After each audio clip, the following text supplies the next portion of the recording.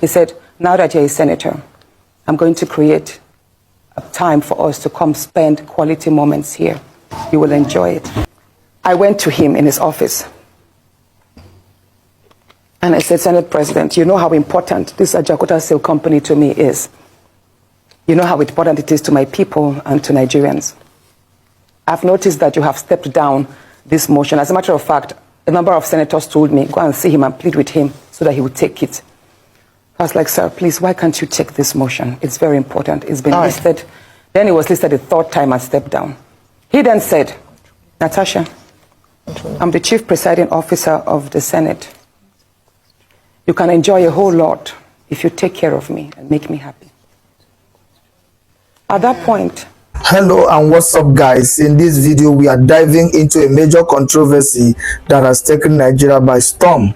Senator Natasha'S has accused Senate President Akpabio of sexual harassment and political victimization. Now, this is not just any allegation. This is a sitting senator openly calling out the Senate President himself, and the details shocking, from inappropriate advances to political intimidation. Natasha has made serious claims that demand attention. So, what exactly happened? Why is this coming out now? And what does this mean for the Nigerian political scene? Stay with me as we break it all down. In an exclusive interview with Arise News, Senator Natasha'S revealed that the alleged incident happened in December, just a day before both of their birthdays. According to her, she had visited Akpabio's home in Akpabio State along with other politicians, but things took an unexpected turn. She claims that while showing her around his house, Akpabio held her hand and led her from room to room. He then asked her if she liked the house, to which she responded, "Of course, sir. It is beautiful." But then, according to Natasha, Akpabio made a statement that made her uncomfortable. He allegedly said, "Now that you are a senator, I will create time for us to have quality moments here. You will enjoy it." At this point, Natasha says she pulled away, confused about what he meant, but the message became clearer later. Now, guys, this is where things take another twist. Natasha is not just accusing Akpabio of inappropriate advances. She claims he also tried to silence her politically after she refused him. According to her, she had been fighting for an investigation into corruption at Ajaokuta Steel Company, a motion that was listed 5 times but kept getting blocked by Akpabio. It was only on the 6th attempt that it finally got approved. She confronted Akpabio about the delays, and guess what he allegedly told her? "Natasha, I am the chief presiding officer. You can enjoy a whole lot if you take care of me and make me happy." She ignored his comment, but he reportedly insisted, "The ball is in your court." Now tell me, guys, does this sound like a coincidence, or is there something bigger at play? But wait, there is more. Just last Thursday, there was a dramatic showdown inside the Senate chamber. Natasha refused to move to a new seat assigned to her after 2 opposition senators defected to the ruling APC. This led to a heated argument, and Akpabio ordered the Senate Sergeant-at-Arms to remove her from the chamber. The Senate Chief Whip, Mohammed Monguno, backed Akpabio, citing Senate rules that says the President of the Senate has the power to reassign seats. But Natasha fired back, insisting that her rights as a senator were being trampled upon. Guys, this is more than just political drama. This is a serious claim about abuse of power, harassment, and silencing opposition voices. If a sitting senator can be treated this way, what does it say about the state of Nigerian politics? We have to ask, will there be an investigation? Will Akpabio respond directly to these accusations? And most importantly, what happened next? Guys, I will let you watch the video for yourself so you can see exactly what I am talking about. Also, don't forget to like, share, and subscribe to this channel if you haven't already done so. Take a look, guys, and remember to share your thought after watching. Stick to you alone, or if this is a particular trend. Yeah, that output. That's what yes. I'm about to explain that. Yes. Yes. So many people do not know what I'm about to say, but I'm going to speak my own truth, and the Senate President is allowed to counter that. It all started on the 8th of December 2023, which was a day before his birthday my birthday. We are birthday mates. We were all in Akpabio because he had a big fanfare in the stadium. Myself, my husband, and a few of his close friends, we went to Akpabio. And at first we were at Ikot Ekpene. We were in his house in Ikot Ekpene. Then we all moved to his house in Uyo, which was about 8 p.m. And he held my hand and said he wanted to show me around his house. My husband was walking behind us, just 3 of us. We're walking around from room to room. He showed me the beautiful interior. This was done by this, by that, this designer here, he bought this from us. Like, oh, it's beautiful. And then I noticed that he hastened his pace while still holding my hand.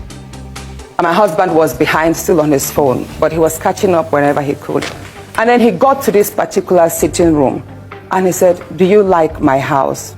I said, "Of course, sir. Every room, beautiful, nice interior, quality taste." He said, "Now that you're a senator, I'm going to create a time for us to come spend quality moments here.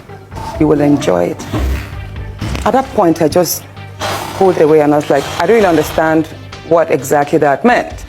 But then my husband now, when I turned around, I saw my husband was already near me. And the way my husband looked at me and looked at him, I was beginning to wonder, did he hear part of that inciting statements or not?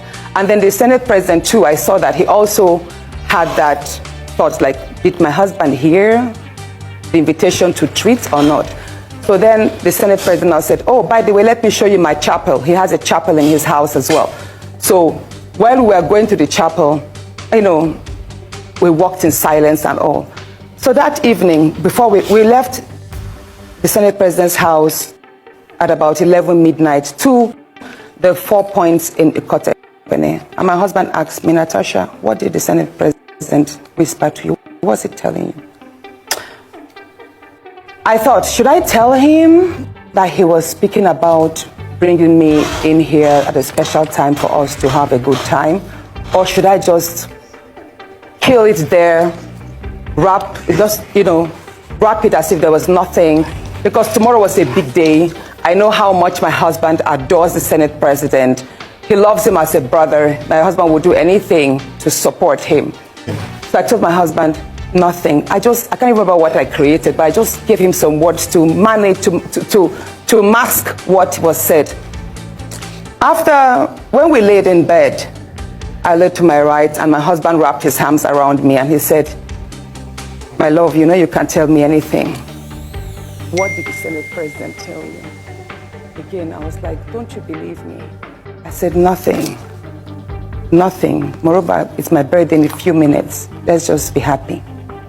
Then my husband told me he doesn't want to see me travel out of the country alone, and I should not go to the Senate president's house because he has a guest house where many senators do go there, you know, after office to like get approvals and all that. So I told him, okay, no problems. That was it. I thought that was going to be the end. But then, in February, I wanted to move a motion. I wanted to move a motion for the investigation on the ills of a corrupt practice in Ajaokuta Steel Company. I listed that motion 5 times. It was the 6th time that it was listed on the order paper that was approved. Many senators can testify to that. Each time the motion is listed, just before he takes it, he will say, "Oh, Senator Natasha, we can't take this motion because the board of the Senate does not accommodate it."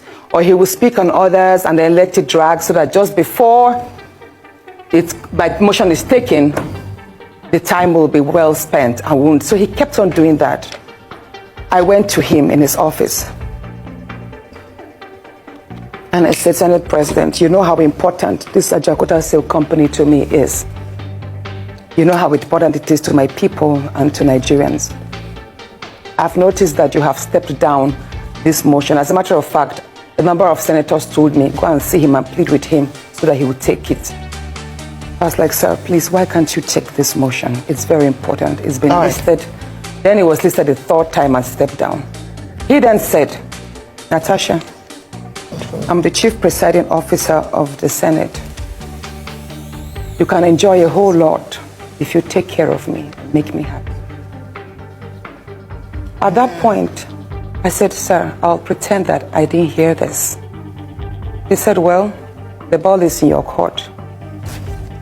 I left his office, and when I got home, I told my husband, I didn't tell my husband what happened. I just told my husband, please, can you speak to the Senate President to allow my motion to scale through?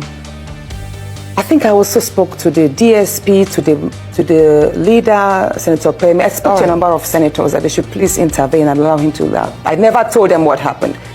My husband had to take a trip to London. Then the Senate President traveled to London. My husband met with the Senate President in London and pleaded with him, let my wife take this motion on Ajakuta. That is very important to her. Okay. All right, Senator Natasha. Said, okay, that he did not take it because he was protecting me. Hold on, please. He didn't take it because he was protecting me. Protecting me from what? Anyway, at the time my demotion was taken, it was the Deputy Senate President, His Excellency Barrow, that actually sat. The Senate President stood up and walked out. So it was Senator Barrow that actually took it. All right, Senator Natasha. And from there, many other incidents happened. Yes, Senator Let's Natasha. talk about the nightclub. Yes. Hold on, let's talk about the nightclub incident. Professor Kila is going to ask you a question. I'm so sorry to have to interject here, but I just want to mention that, and I'm glad you gave the caveat at the beginning of your statement, that this is your side of the story, and the Senate President has the right to defend himself or to counter what happened between you privately.